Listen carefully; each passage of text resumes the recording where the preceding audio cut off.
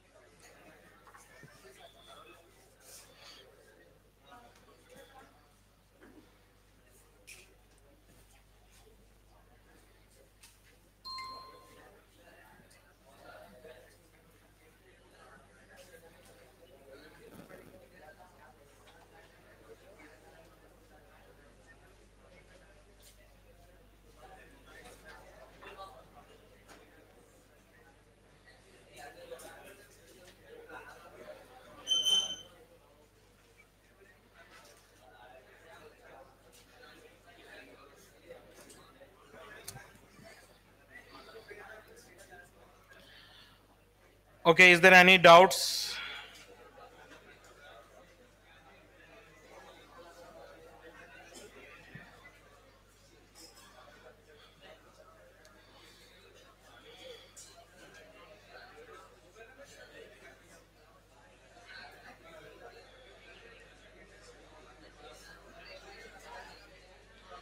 In respiration chapter, exercise 4,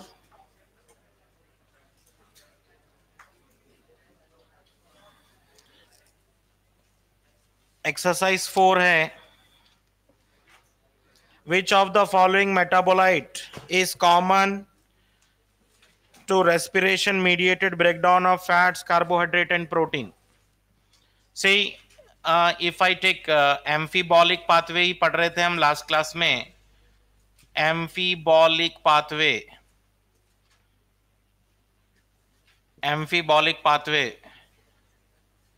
So we know that there are three types of respiratory substrate. Glucose है, fats है, protein है.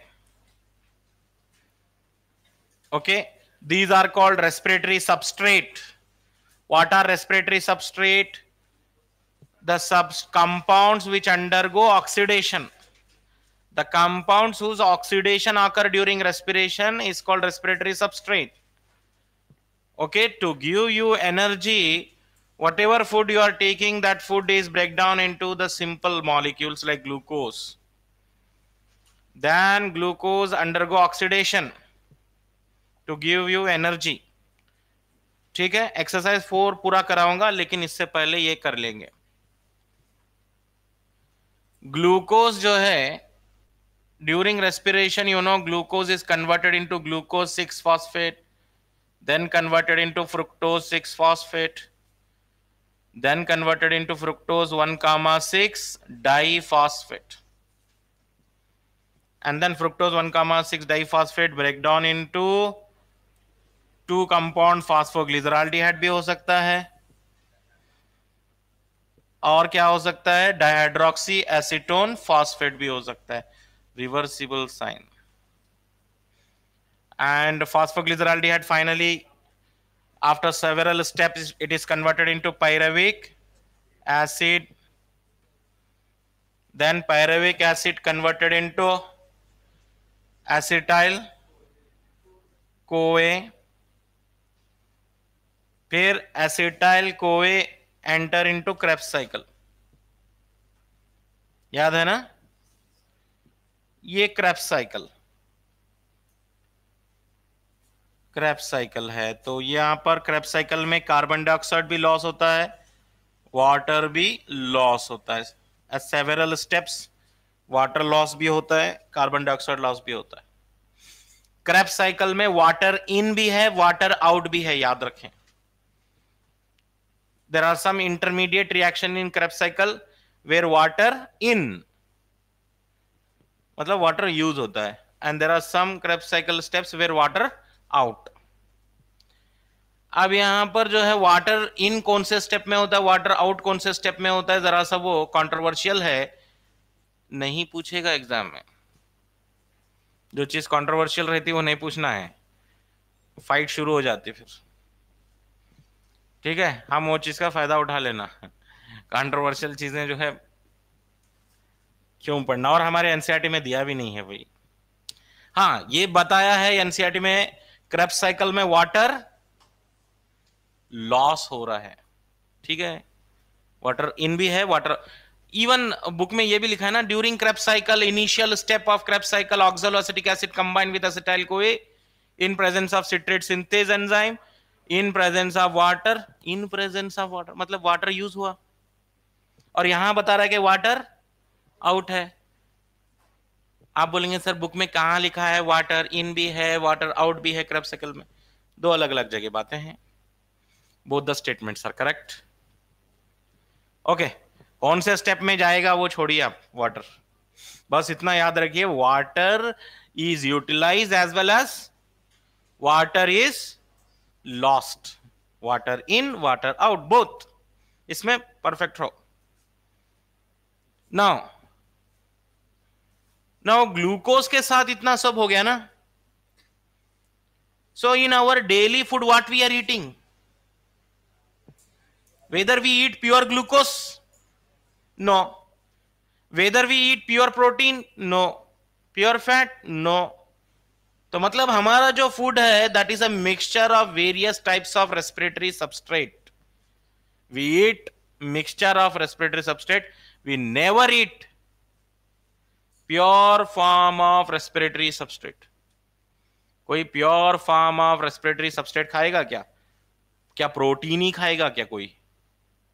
ऐसा नहीं है, प्रोटीन भी खा रहा है तो कंपलसरी वो शुगर भी ले रहा है, कार्बोहाइड्रेट इज टेकिंग, ठीक है। तो इसका मतलब है ग्लूकोज के साथ इतना सब हो गया, तो फैट जो है ना, fat can also enter respiration, but before that it should B converted into fatty acid and glycerol, fatty acid and glycerol. Fat अगर आप ले रहे हैं फूड में, जैसे बटर, घी है या ऑयल है, तो ये फैटी एसिड ग्लिसरॉल में ब्रेक होते हैं, और ये फैटी एसिड ग्लिसरॉल जो है रेस्पिरेशन को ज्वाइन कर सकता है बाय कन्वर्टिंग इनटू एसिटाइल कोए। लेकिन ज्वाइन करने से पहले फैट क्या होना चाहिए? एसिटाइल कोए में ब्रेक होना चाहिए, एसिटाइल कोए में ब्रेक होना। Fat should break down into fatty acid glycerol and then join respiration as acetyl CoA।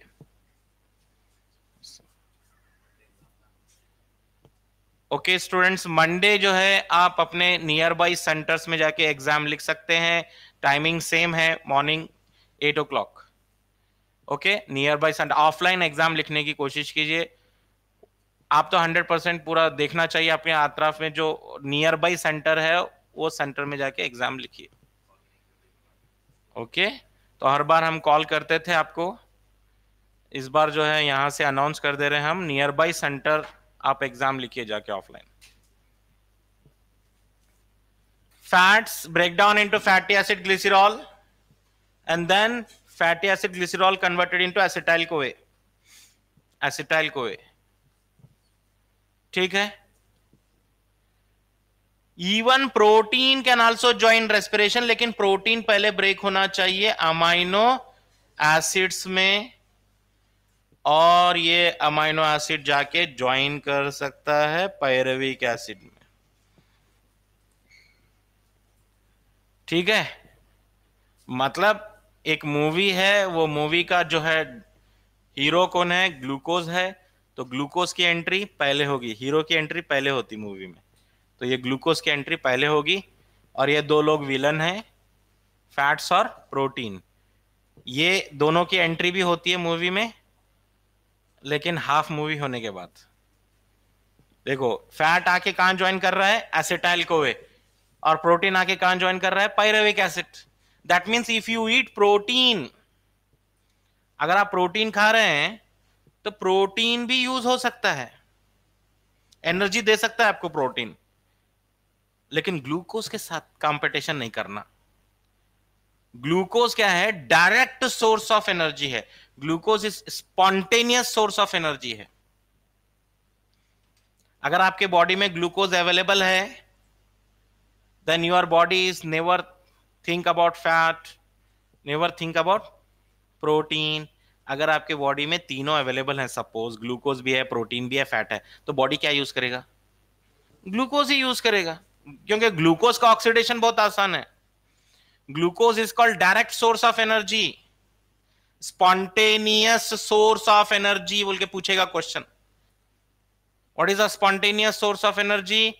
Glucose. Glucose option में नहीं रहा तो कार्बोहाइड्रेट। ग्लूकोज और carbohydrate is the direct source of energy. When you have all the three options, your body prefer only carbohydrate. मैं बताया था during starvation what is the consumption sequence. First your body think about carbohydrate, then body think about fat, then think about protein. ठीक है, clear? Okay. अगर कोई जो है person जो है डाइटिंग करता है, what is mean by dieting? Dieting बोल तो स्टार्विंग है, गलत, गलत मीनिंग है। डाइटिंग का मतलब होता है taking proper diet. Taking proper diet means adequate amount में तीनों चीजें रहना चाहिए, कार्बोहाइड्रेट, प्रोटीन और फैट। एक्सेस कौन सा भी नहीं होना, उसको बोलते हैं डाइटिंग। डाइटिंग का मतलब भूखा रहना नहीं है, तीनों भी जो है एडिक्वेट अमाउंट में रहना चाहिए डिमांड के हिसाब से। ठीक है, तो अगर कोई पर्सन प्रॉपर डाइटिंग करना चाह रहा है, if you want to reduce some fat content from the body, तो वो क्या करना चाहिए? थोड़ा सा शुगर फ्री फूड खाना चाहिए, carbohydrate free food. Carbohydrate free food खाएगा तो फैट यूज होगा बॉडी में। मैं क्या बोला? अगर आपके बॉडी में तीनों ऑप्शन है, ग्लूकोज है, फैट है, प्रोटीन है, तो आपका बॉडी कभी भी फैट नहीं यूज करेगा। क्या यूज करेगा? ओनली ग्लूकोज यूज करेगा। प्रोटीन का नंबर तो लास्ट में है, प्रोटीन का नंबर लास्ट में। अब यहां पे जो 2-3 टाइप के क्वेश्चन बन सकते हैं, मैं वो एक्सप्लेन करूंगा through this flow chart. Question बन सकते हैं। नंबर 1 क्वेश्चन है, what are the respiratory substrate? There are 3 main respiratory substrate: carbohydrate, protein, fat. I'm not calling mineral as respiratory substrate. Minerals not giving you energy. Calcium आपको energy देता है क्या? Minerals are not giving energy. Even vitamins are also not respiratory substrate. Don't confuse. Vitamins energy देते हैं। क्या vitamin आपको energy दे रहे हैं? No. Vitamins are just supporting your health. Vitamins, they are not respiratory substrate, they are not energy source. ठीक है, okay. तो 3 main respiratory substrate है, कार्बोहाइड्रेट, प्रोटीन, फैट। लेकिन मेन सोर्स ऑफ एनर्जी कौन सा है? Main source of energy carbohydrate ही है। Main source of energy carbohydrate है। ठीक है, and your body try to store carbohydrate, excess carbohydrate. Suppose if you are skipping meals, if you have habit of skipping meals, a person is having habit of taking food or meals irregularly मतलब on time नहीं हो रहा है, कभी खा रहा है कभी नहीं खा रहा है, तो बॉडी थिंक करता है ये पर्सन तो खा रहा ही नहीं कुछ भी टाइम पे। तो इसलिए बॉडी क्या करता है ना, जब भी आप खा रहे हैं ना 99% पूरा स्टोर कर लेता है ग्लाइकोजन के फॉर्म में, ग्लाइकोजन के फॉर्म में स्टोर करते रहता है। ठीक है, तो your body try to store excess carbohydrate in the form of glycogen in liver and muscles. In liver and muscles excess carbohydrate is stored in which form? Glycogen. ये भी सीखना है, ग्लाइकोजन कहां है? लिवर में है, मसल्स में है। Excess carbohydrate, why your body is storing excess carbohydrate? Because definitely there are chances out of 7 days 8 days ऐसा हो सकता है कि हम जो है ऑन टाइम कोई मील नहीं लिए होंगे, एक particular meal, for example on Wednesday we have not taken lunch, हो सकता है ऐसा। तो उस टाइम में जो है आपका बॉडी क्या करता है, ये पर्सन तो बराबर खा रहा है, नहीं, कभी इसका पर भरोसा नहीं करना चाहिए, इसको स्टोर करके लिख लेना, ग्लाइकोजन बोल के स्टोर करके रख रहा है in the form of liver, in the liver and muscles में ग्लाइकोजन स्टोर हो जाता है। ठीक है, स्टोर हो गया। अब ग्लाइकोजन बाद में क्या होता है ना, यूज ही नहीं कर रहे, suppose you are not using glycogen again later on, तो ये ग्लाइकोजन भी जो लिपिड के फॉर्म में कन्वर्ट होना शुरू हो जाता है, फैट के फॉर्म में कन्वर्ट होना शुरू हो जाता है। ठीक है, so this is the process. Main source of energy तो बता दिया हमें, कार्बोहाइड्रेट है, ग्लूकोज है, इट एंटर ग्लाइकोलाइसिस डायरेक्टली। ठीक है, and its oxidation is very simple. इसका ऑक्सीडेशन इसलिए सिंपल है क्योंकि ग्लूकोज में, कार्बोहाइड्रेट में ऑक्सीजन का अमाउंट ज्यादा होता है। टेक वन कार्बोहाइड्रेट C6H12O6, सी ऑक्सीजन पहले से है उसमें, तो इसका ऑक्सीडेशन बहुत सिंपल, आराम से हो जाता। वही अगर फैट का स्ट्रक्चर, केमिस्ट्री में आप पढ़ते होंगे कोई फैट का स्ट्रक्चर, हाँ पढ़े हैं क्या? कौन सा फैट पढ़े हैं आप? ग्लिसरॉल पढ़े हैं क्या? और क्या पढ़े हैं फैट में? तो फैट का अगर कोई मॉलिक्यूलर फॉर्मूला आपको याद है, देखेंगे तो फैट में ऑक्सीजन कंटेंट कम रहता, फैट में ऑक्सीजन कंटेंट कम रहता है। So therefore oxidation of fat is difficult. Oxidation होता फैट का, लेकिन डिफिकल्टी होगा। प्रोटीन भी जो है, हो सकता है प्रोटीन का भी ऑक्सीडेशन, लेकिन प्रोटीन में भी ऑक्सीजन बहुत कम रहता है, देखो, तो दैट्स वाई प्रोटीन का भी ऑक्सीडेशन डिफिकल्ट है। कार्बोहाइड्रेट का ऑक्सीडेशन बहुत सिंपल है। और एक जो सबसे इंपॉर्टेंट क्वेश्चन है, what is the common intermediate in the carbohydrate, protein and fat breakdown? ये एक याद रखो, common intermediate, common intermediate in breakdown of carbohydrate, protein and fat is acetyl CoA. Protein, fat, इसका कॉमन इंटरमीडिएट कौन सा है? Acetyl CoA. देखो, fat से भी अगर मैं शुरू करूं तो एसिटाइल कोए बन रहा है, प्रोटीन से भी अगर मैं शुरू करूंगा तो एसिटाइल कोए बन रहा है। So therefore common intermediate acetyl CoA. Don't take pyruvic acid. कुछ बच्चे बोलेंगे सर कॉमन पायरुविक एसिड क्यों नहीं हो रहा? कार्बोहाइड्रेट में भी पायरुविक एसिड बन रहा है, प्रोटीन में भी पायरुविक एसिड बन रहा है, तो मैं बोलूंगा फैट में तो नहीं बन रहा है ना। फैट में बन रहा है क्या? नहीं बन रहा। Therefore common intermediate must be acetyl CoA. ठीक है, चलो और एक सबसे important question, which pathway is called metabolic sink? Which pathway is called metabolic sink? Metabolic sink, आप जो भी खाओ, प्रोटीन खाओ, फैट खाओ, कार्बोहाइड्रेट खाओ, सब में कॉमन पाथवे कौन सा है? Krebs cycle. ग्लाइकोलाइसिस मत बोलो, हमेशा ग्लाइकोलाइसिस बोलने की आदत रहती है ना। Common step for aerobic anaerobic, glycolysis. लेकिन यहां नहीं बोलना what is a common pathway, what is a common pathway in the carbohydrate, protein and fat breakdown, बोलते आप बोलेंगे क्रेब्स साइकिल तो कॉमन है वही। हाँ, उसके बाद इलेक्ट्रॉन ट्रांसपोर्ट सिस्टम भी कॉमन है, लेकिन ऑप्शन में क्रेब्स साइकिल है, तो क्रेब्स साइकिल को मैं बोल रहा हूं मेटाबॉलिक सिंक बोल रहा हूं, because in this Krebs cycle process all the types of respiratory substrate undergo oxidation. सबका ऑक्सीडेशन हो सकता है इधर, कार्बोहाइड्रेट का भी, प्रोटीन का भी, फैट का भी। इसलिए क्या बोल रहा हूं, मेटाबॉलिक सिंक, क्रेब्स साइकिल को बोल रहा हूं। ठीक है।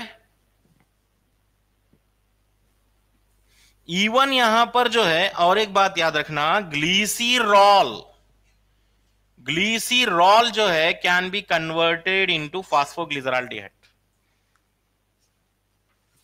ग्लीसीरॉल, फैटी एसिड नहीं, ग्लीसीरॉल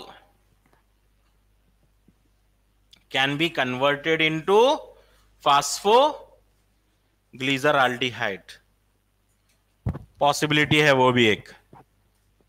फिर फास्फोग्लिसराल्डिहाइड बन गया तो फिर आगे चलेगा। ठीक है, क्लियर है ना? कोई question?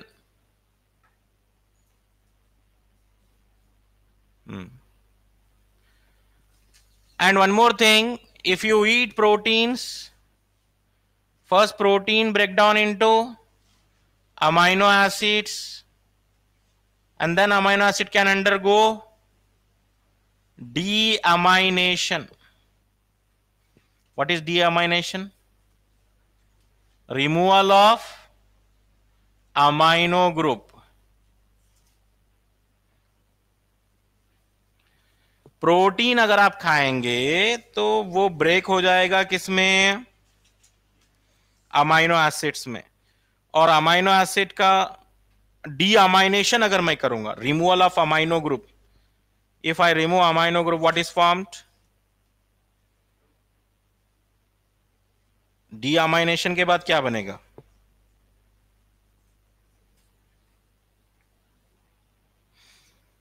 Can be converted into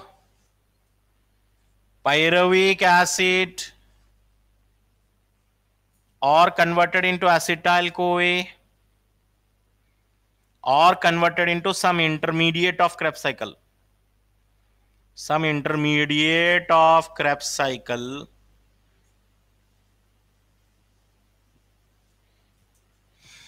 Protein break down into amino acid.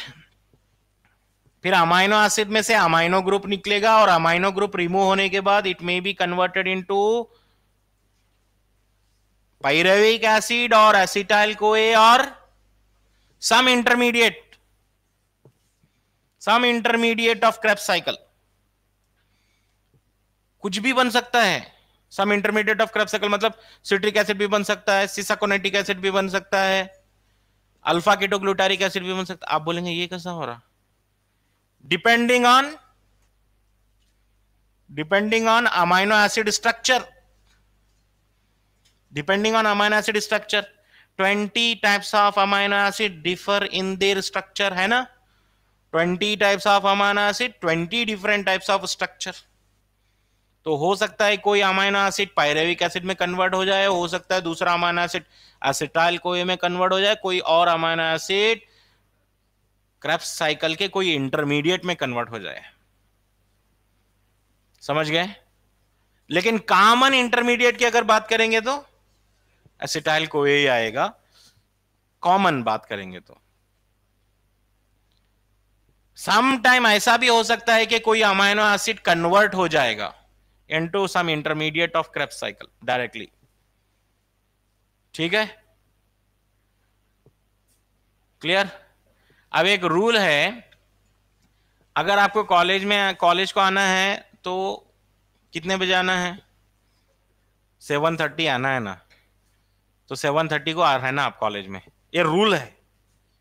अब कुछ इमरजेंसी थी और आपको कुछ काम था इसलिए फर्स्ट पीरियड नहीं आ सके आप, तो अब एक्सक्यूज लेके आप सेकंड पीरियड को आ सकते हैं। नहीं तभी भी काम था, थर्ड पीरियड आ सकते हैं, एक्सक्यूज लेके आफ्टरनून में आ सकते हैं, या नहीं तो लास्ट आवर में भी एक्सक्यूज लेके आ सकते हैं। तो ऐसा है, ठीक है? प्रोटीन आके अमाइनो एसिड में कन्वर्ट होगा, अमाइनो एसिड या तो पायरुविक एसिड में कन्वर्ट होना या तो एसिटाइल कोए में कन्वर्ट होना, और सम इंटरमीडिएट, वो इमरजेंसी पे डिपेंड रहेगा।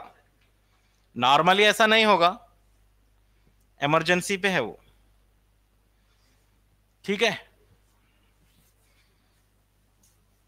चलो next.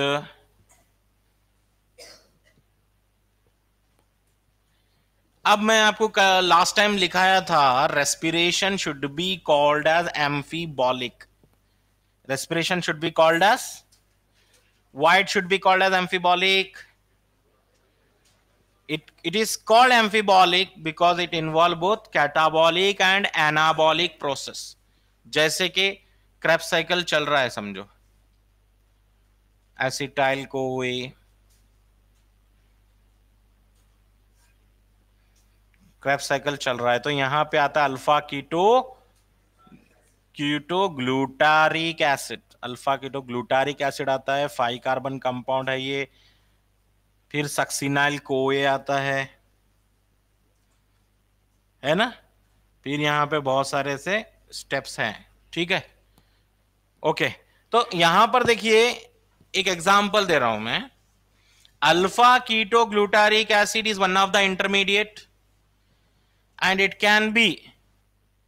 can exit from the Krebs cycle. It can exit from the Krebs cycle under normal या emergency. Under emergency situation it can leave Krebs cycle, it can exit the Krebs cycle and can be used for synthesis of amino acids. Synthesis of amino acid जैसे कि glutamate amino acid के synthesis में use हो सकता है. मतलब मैं क्या बोल रहा हूं, ये सिंथेसिस है ना. सिंथेसिस का मतलब क्या है? एनाबॉलिक है. हमें क्या दिख रहा था, पायरेविक एसिड से ब्रेक होके एसिटाइल को ये बन रहा है. पायरेविक एसिड से ब्रेक होके एसिटाइल को ये 3 कार्बन या 2 कार्बन सब बोलेंगे, ये तो ब्रेकडाउन है. ये तो ब्रेकडाउन है. लेकिन आगे देखो जाके सिंथेसिस भी हो रहा है. और देखो आगे सिंथेसिस भी हो रहा है. देखो अल्फा कीटोग्लूटारिक एसिड सिंथेसिस भी कर रहे हैं. सक्सिनाइल कोए से क्लोरोफिल का सिंथेसिस भी हो सकता है. क्लोरोफिल सिंथेसिस भी हो सकता है. That means so don't take decision, है ना. ऐसा ऊपर से देखते ही डिसीजन मत लो. पायरेविक एसिड एसिटाइल कोए में ब्रेक हो रहा है, इट इज कैटाबॉलिक. हो क्या? It means respiration is both anabolic plus catabolic. Therefore respiration should be called amphibolic बोलना चाहिए. एम्फीबॉलिक का मीनिंग मैं लास्ट क्लास में दे दिया हूं. एनाबॉलिक भी हो रहा है, कैटाबॉलिक भी हो रहा है.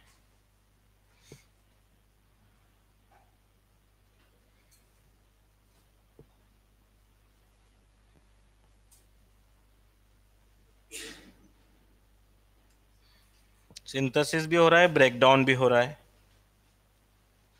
ठीक है, तो यहां तक जो है आप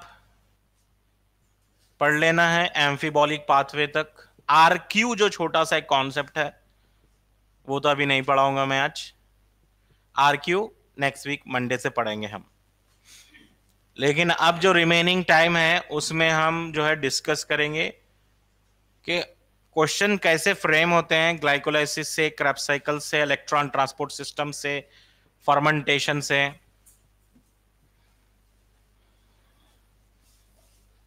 Which intermediate of Krebs cycle is used for synthesis of amino acid? Alpha ketoglutaric acid बोलेंगे. क्वेश्चन नंबर 1 है, पर ग्लूकोस हाउ मेनी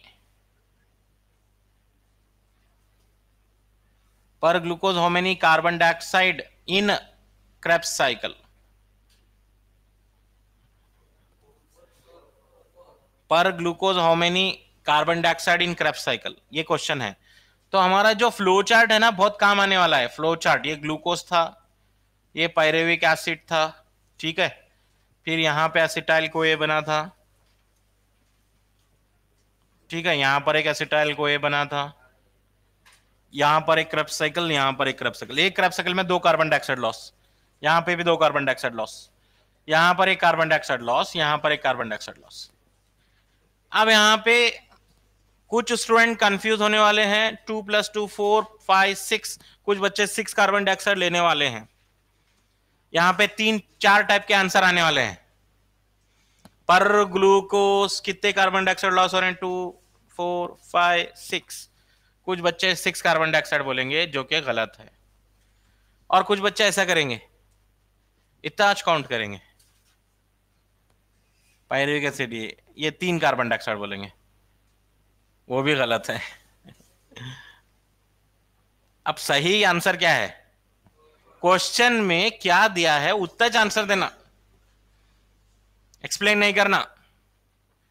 पर glucose how many carbon dioxide, Krebs cycle पूछा है, सिर्फ क्रेब्स साइकिल पूछा है तो क्रेब्स साइकिल ही पकड़ो सिर्फ। आप ये मतलब पायरुविक एसिड से एसिटाइल को क्या क्रेब्स साइकिल का पार्ट है? फर्स्ट वन ग्लूकोज से pyruvic acid, that is called glycolysis. Pyruvic acid से acetyl CoA that is called link reaction.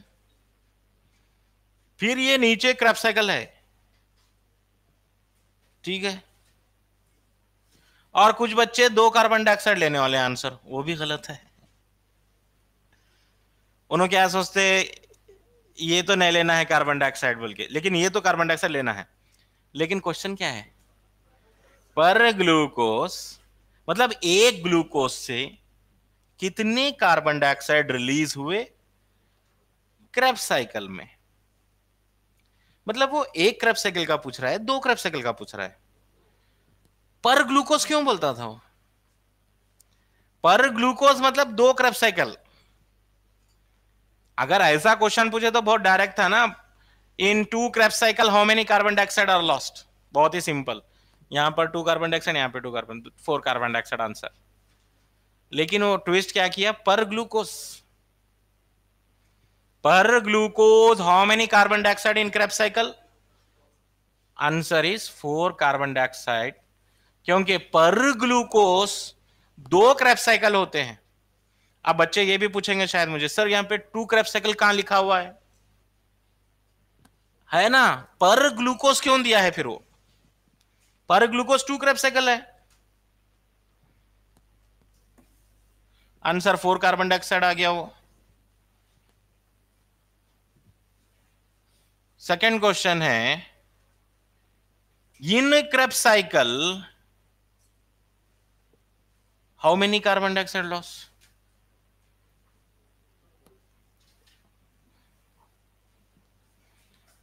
अब यहां पे कुछ बच्चे बोल रहे हैं सर ये क्रेब्स है, क्रेब्स यस है, ये प्लूरल है, ये ऐसा नहीं है, वो नाम है वो क्रेब्स, प्लूरल नहीं है वो। In Krebs cycle how many carbon dioxide loss, मतलब एक क्रेब्स साइकिल ही पूछ रहा है वो। 2 carbon dioxide loss, 2 carbon dioxide लेना, एक क्रेब्स साइकिल ही कंसिडर करना है यहां पर pyruvate how many CO2 loss? 3 CO2 lost.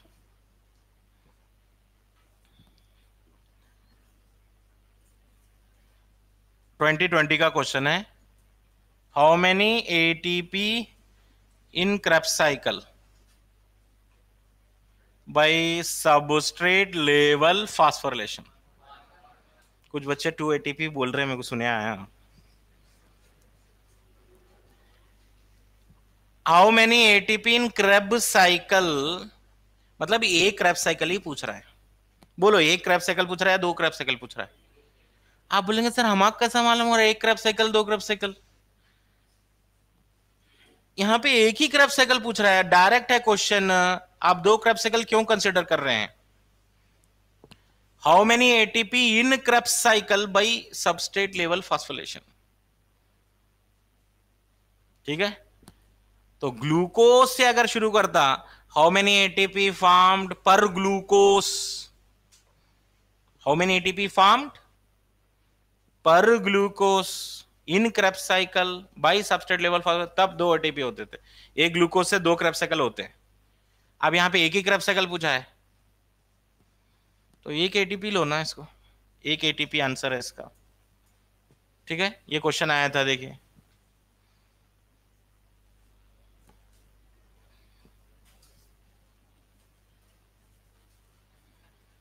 How many ATP?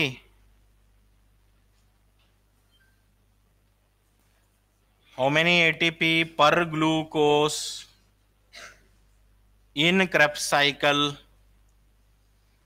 by ATS?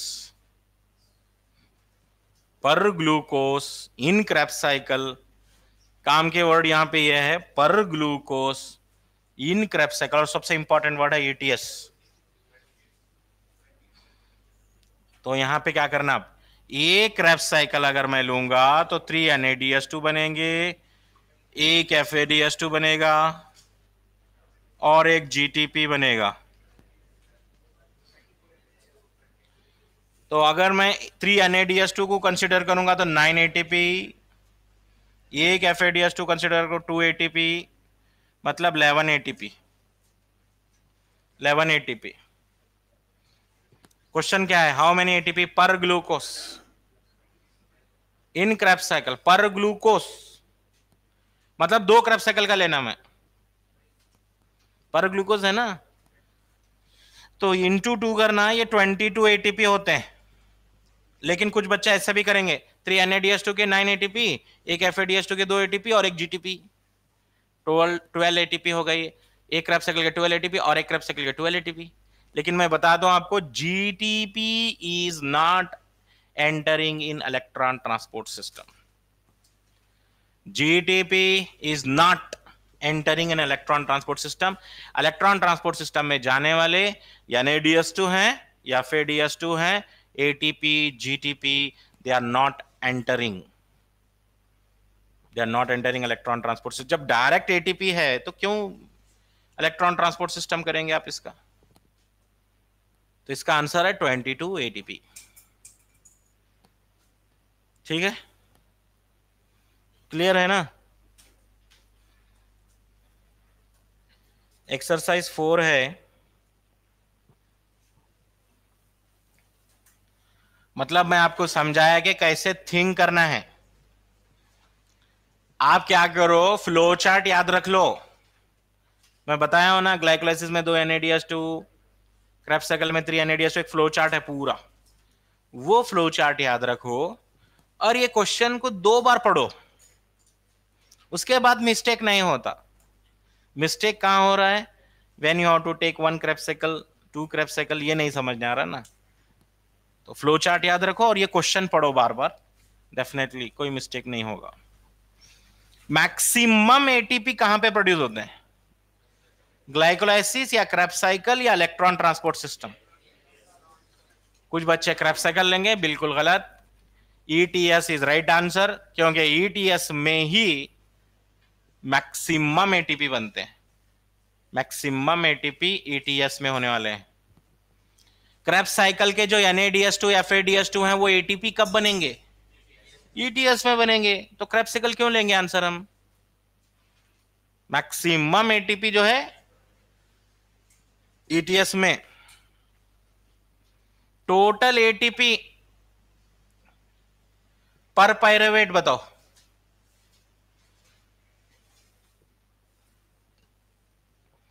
Total ATP पर पाइरुवेट।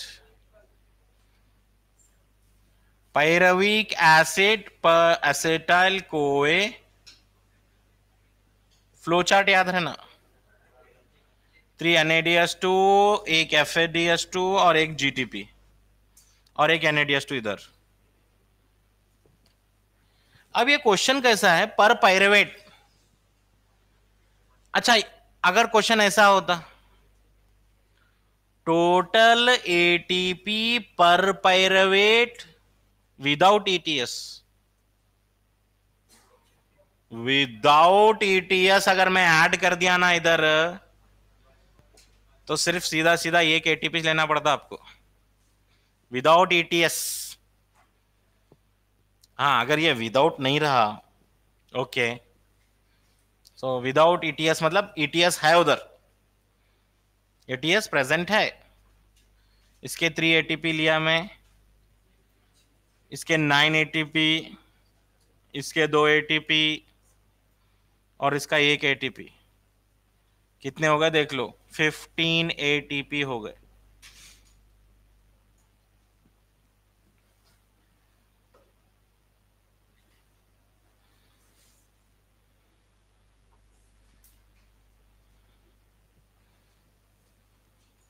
अब पर क्रेब्स साइकिल से कितने एटीपी बने?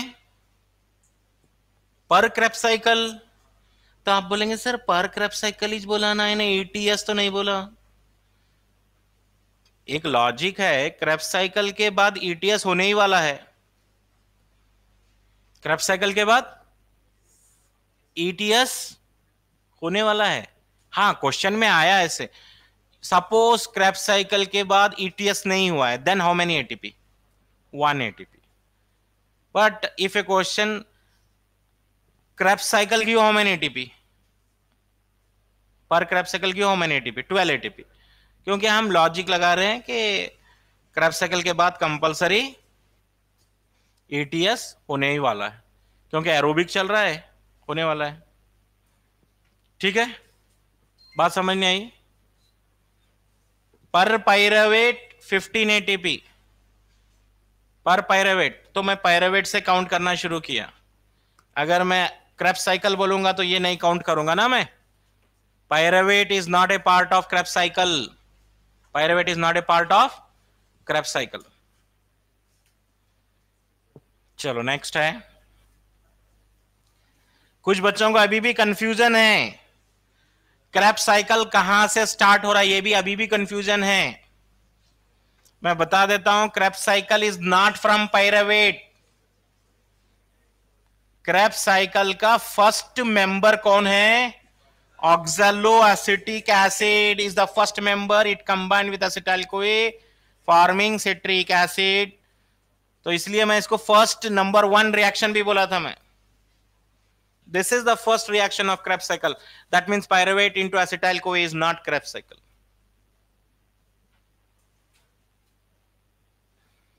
अब मेरे को और एक क्वेश्चन का आंसर दो। How many ATPs are formed? How many ATPs are synthesized by substrate level phosphorylation? How many ATPs are synthesized by substrate level phosphorylation in aerobic respiration? या नहीं तो मैं ये भी पूछ सक रहा हूं मैं आपको, टोटल सबस्ट्रेट लेवल फास्फोरिलेशन। देखिए यहां पर 2 टाइप के आंसर आ रहे हैं, कुछ बच्चे 6 बोल रहे हैं, कुछ बच्चे 4 बोल रहे हैं। बट मेरा क्वेश्चन क्या था, टोटल सबस्ट्रेट लेवल फास्फोरिलेशन कितने हुए?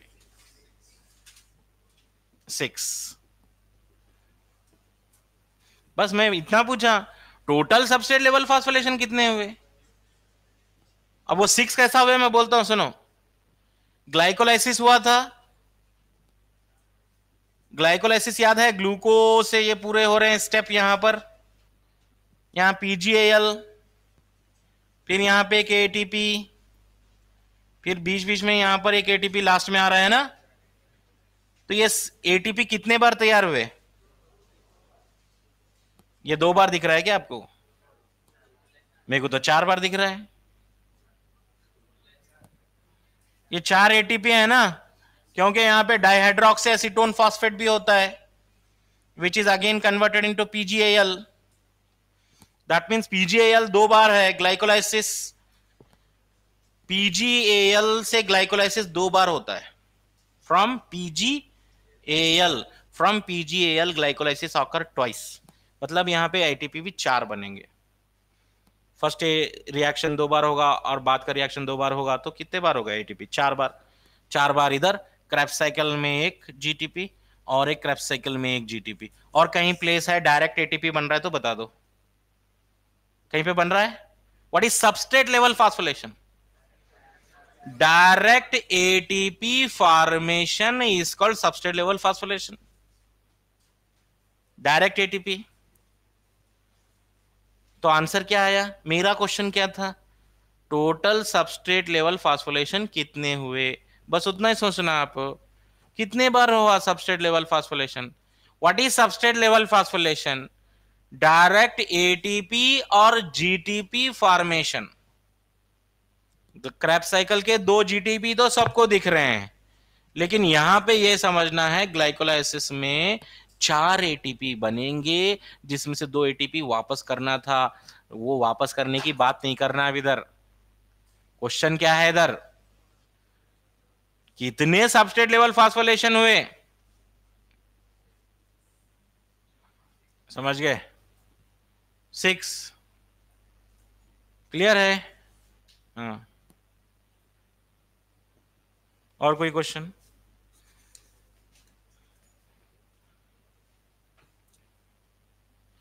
और एक क्वेश्चन होता है यहां पर,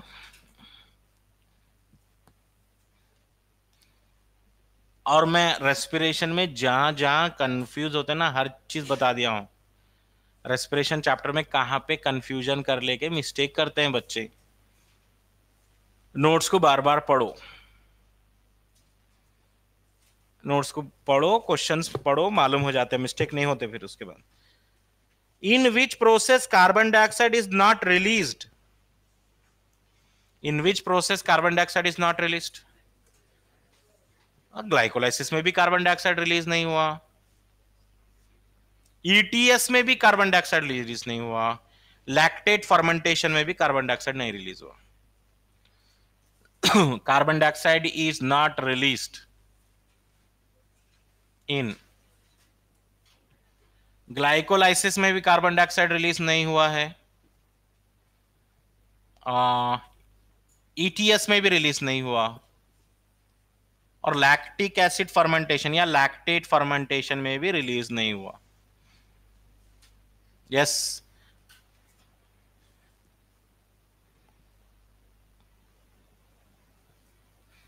ठीक है। और एक क्वेश्चन बता रहा हूं मैं।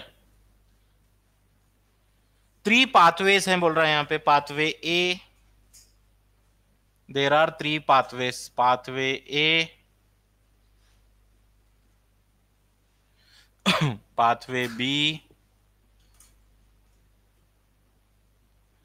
Pathway C. और क्या लिखा है देखो क्वेश्चन के ऊपर। There are 3 boxes in this diagram represent the 3 steps of aerobic respiration. Arrow represent reactant or product. What is step number 4, 8 and 12?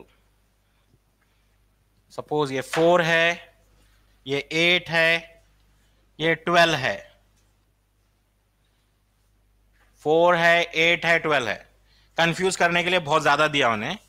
ये ग्लूकोज गया अंदर, यहां से 1 आया, यहां से बहुत सारे कुछ तो दे रहा हूं मैं इधर। 2 है, यहाँ पे 3 है, यहाँ पे 6 है, यहाँ पे 7 है। मेरे को वो 7, 8 कुछ भी नहीं होना। उन्हें क्वेश्चन में पूछ रहा है व्हाट आर 4, 8, 12। बस कंफ्यूज करने के लिए मैं यहाँ पे पूरा 1 to 12 लिखूं, लेकिन क्वेश्चन क्या पूछ रहा है? What is 4, 8, 12? समझ गए? कंफ्यूज करने के लिए मैं क्या लिख रहा हूं? 1 भी लिख रहा हूं, 2 लिख रहा हूं, 3, 4, 5, 6, 7, 8 पूरा 12 तक। पूरे बच्चे बोलेंगे ये तो डर के भाग जाएंगे, क्या है ये। लेकिन क्वेश्चन बहुत ही सिंपल है। ये एरोबिक रेस्पिरेशन है। एरोबिक रेस्पिरेशन में फर्स्ट पाथवे ए होगा, फिर पाथवे बी होगा, फिर पाथवे सी होगा। एडजस्ट करो आप कौन से पाथवे हैं ये।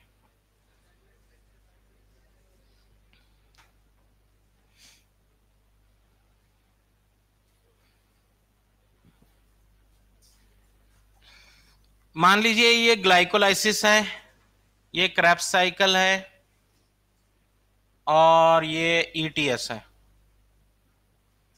ईटीएस है।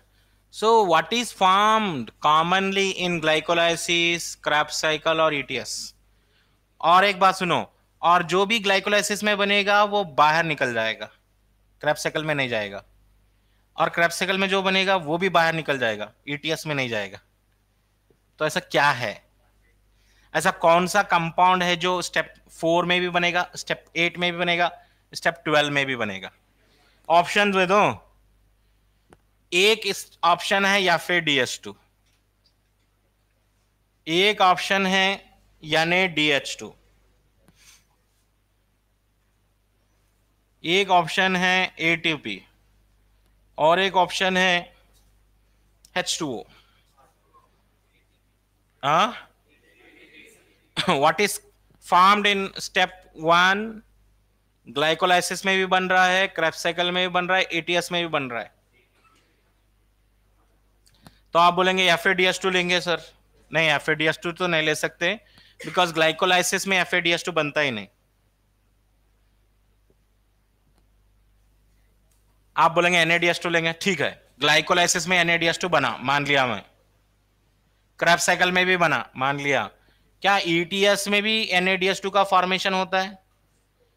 ETS में NADH2 का फॉर्मेशन नहीं, NADH2 का ऑक्सीडेशन होता है. सो देयरफॉर NADH2 भी नहीं आता. ठीक है, हटाना, ऐसा एलिमिनेशन करना, सोचना. ATP,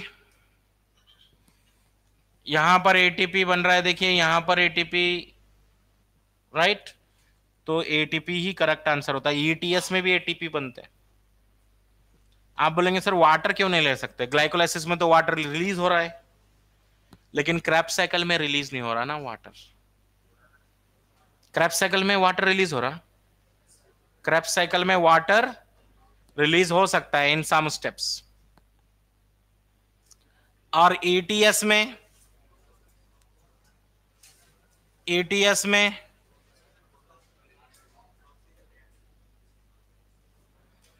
क्वेश्चन क्या है, पढ़ो देखिए. एरोज रिप्रेजेंट नेट रिएक्टेंट और प्रोडक्ट. नेट रिएक्टेंट और प्रोडक्ट.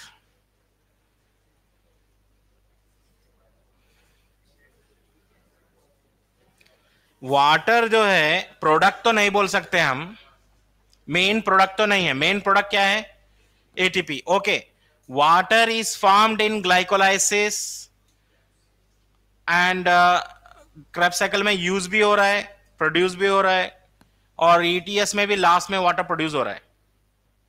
लेकिन मेन प्रोडक्ट क्या है? अगर मैं ATP बोलूं और वाटर बोलूं तो मेन प्रोडक्ट क्या होगा? ATP होगा. Therefore ATP correct answer. हाँ, ETS में भी वाटर को कंसीडर करना. इलेक्ट्रॉन ट्रांसपोर्ट सिस्टम के एंड में बन रहा है water. It is not a part of electron transport, है ना. फाइनल इलेक्ट्रॉन एक्सेप्टर तो ऑक्सीजन ही है. फाइनल इलेक्ट्रॉन एक्सेप्टर ऑक्सीजन है. वैसा भी सोच सकते हैं आप, या ऐसे भी सोच सकते हैं कि मेन प्रोडक्ट तो ATP है. Main product.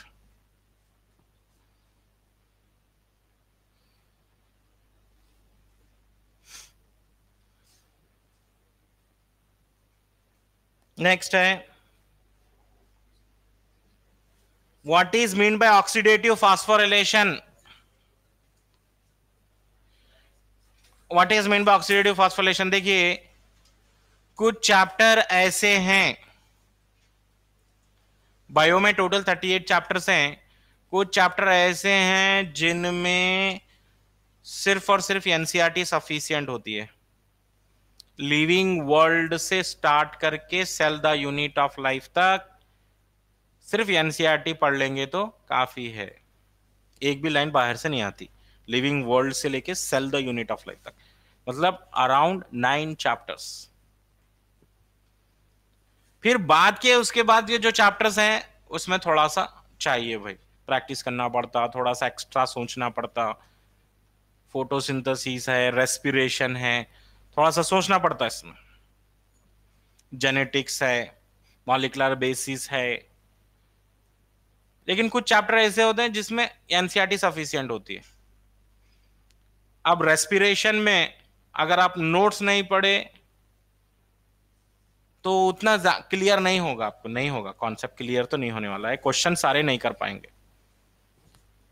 ठीक है, चलो और एक क्वेश्चन है यहाँ पे, ऑक्सीडेटिव फास्फोरिलेशन. कुछ बच्चे पूछ रहे थे ऑक्सीडेटिव फास्फोरिलेशन क्या है.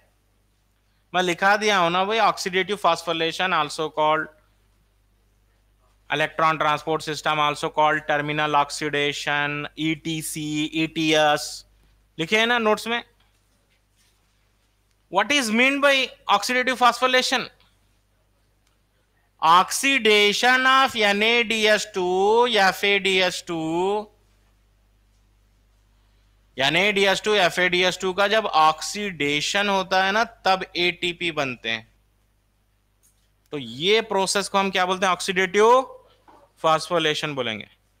Formation of ATP by oxidation of NADH2 FADH2।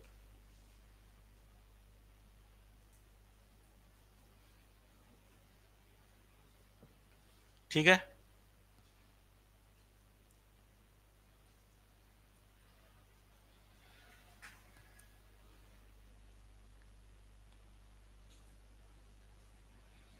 और कुछ यहां पर देखिए क्वेश्चंस थे जिसमें ज्यादा डाउट आए हैं बच्चों को।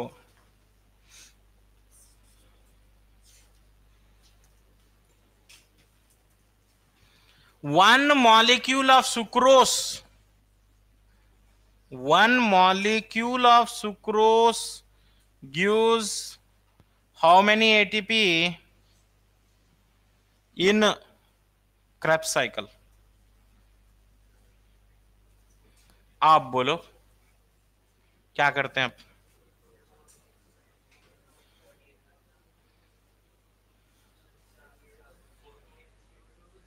क्या है प्रथम, आप जो है क्वेश्चन क्या है बोलिए, कौन सी बुक का पूछ रहे हैं आप? पेज नंबर 49 कौन सी बुक लाऊं मैं?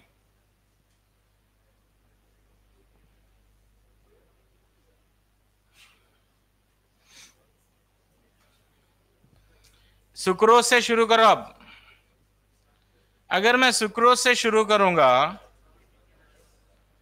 तो पहले एक ग्लूकोज बनेगा, एक फ्रक्टोज बनेगा, है क्या नहीं? एक ग्लूकोज बनेगा, एक फ्रक्टोज बनेगा। बुक में क्या लिखा है? Fructose can also join glycolysis, glucose can also join, fructose can also join respiration.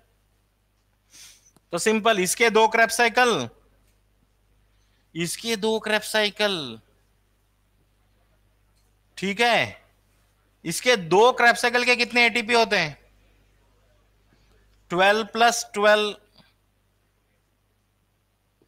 इसके दो क्रेब्स साइकिल के 12 प्लस 12। समझे बात? कुछ आया बात समझने? ये ग्लूकोज के भी है ना, ग्लूकोज के ऊपर आता है कंपाउंड सुक्रोज, डाइसैकराइड है। सुक्रोज को जब मैं ब्रेक करूंगा तो ग्लूकोज बनेगा, फ्रक्टोज बनेगा। ग्लूकोज से दो क्रेब्स साइकिल होंगे, फ्रक्टोज के भी दो क्रेब्स साइकिल होंगे। टोटल कितने एटीपी बन रहे हैं यहां पर? 48 एटीपी बन रहे हैं। अंडरस्टूड? किसी को समझने नहीं आया तो बोलो। हाँ, क्लियर है? हर क्वेश्चन एक चैलेंज है और हर क्वेश्चन जो है एक स्टेप है टुवर्ड्स योर सक्सेस। तो एग्जाम में हर क्वेश्चन को सीरियसली लेके पढ़ना। डर के अगर पढ़ेंगे तो 100% रॉन्ग ही होने वाला है। डरना नहीं। वार में अगर, अब तो वार नहीं होते छोड़ो, पहले वार में जो है डरते तो क्या होता था? डर गए तो बच के वापस नहीं आ सकते थे। ऐसे ही हालत है वो भी। पेज नंबर 49 पे क्वेश्चन है बोल रहे नो मॉड्यूल का। मुझे तो कौन सा भी पेज नंबर 49 पे क्वेश्चन नहीं दिख रहा। All are secretion of pancreas except, ये क्वेश्चन पूछ रहे हैं। पैनक्रियाज, पैनक्रियाज के एंजाइम्स के बारे में तो मैं अभी पढ़ाऊंगा आज आफ्टरनून में। ओके,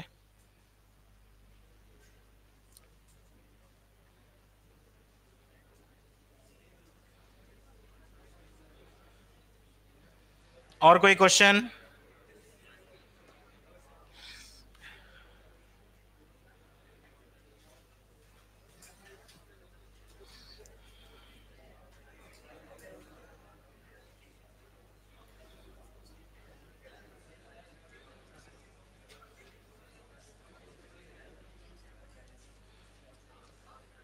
हाँ हाँ, डे 49 में क्वेश्चन है net gain of ATP molecule during aerobic respiration.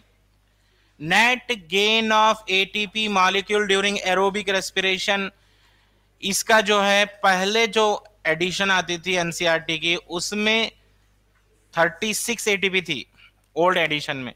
New addition में 38 आ गया, मगर बता दिया हूं मैं। अब हो सकता है मॉडल में भी ओल्ड एनसीईआरटी के हिसाब से आंसर दिया होगा 38। और मैं नोट्स में ये भी लिखाया हूं 36 कब लेना, यूकैरियोटिक सेल आया तो 36 लेना है। अब यहां यूकैरियोटिक सेल तो दिया नहीं है। अब अगर कोई बच्चा 36 आंसर लिया, समझो net gain of ATP per glucose in aerobic respiration 36 लिया तो गए उसके मार्क्स, क्योंकि न्यू एडिशन में आ चुका है 38 एटीपी। बाद में डिफेंस नहीं कर सकते, क्या भी बोलो, रेफरेंस दो, कुछ भी दियो, नहीं चलता। 36 भी लेने का है क्राइटेरिया, वो नोट्स में दिया हूं मैं। 36 कब लेना, यूकैरियोटिक सेल में दिया तो लेना है।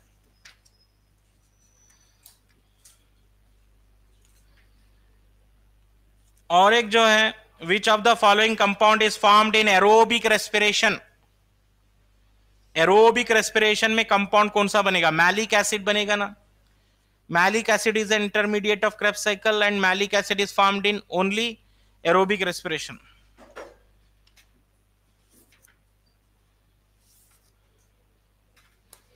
और एक बात, यूबिक्विनोन को एंजाइम क्यू भी बोल सकते हैं। यूबिक्विनोन is also called coenzyme Q.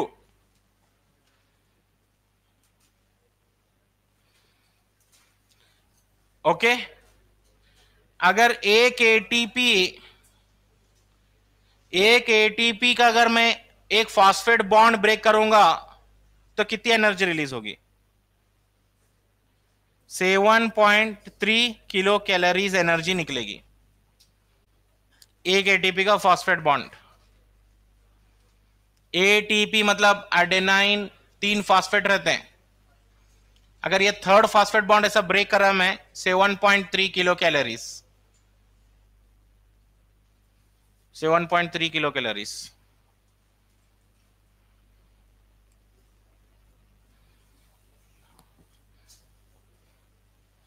ठीक है,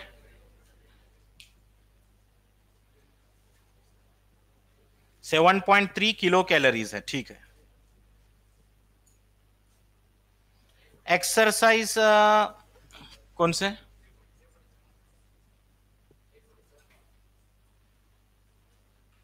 day 47 question number, day 47 respiration में क्वेश्चन नंबर 5 है।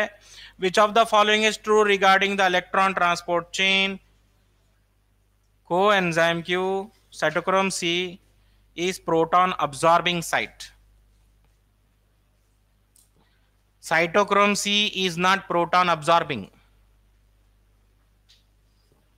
Cytochrome C is not proton absorbing, it is electron absorbing.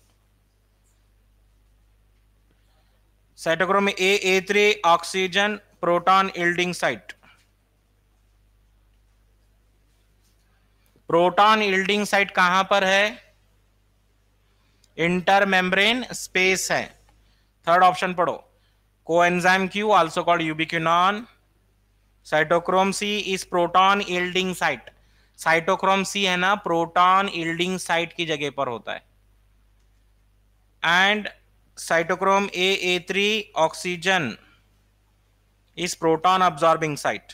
मतलब एक पॉइंट तो यहीं पे खत्म हो गया, cytochrome C is proton yielding site, और दूसरा पॉइंट शुरू हो रहा है, साइटोक्रोम A3 इज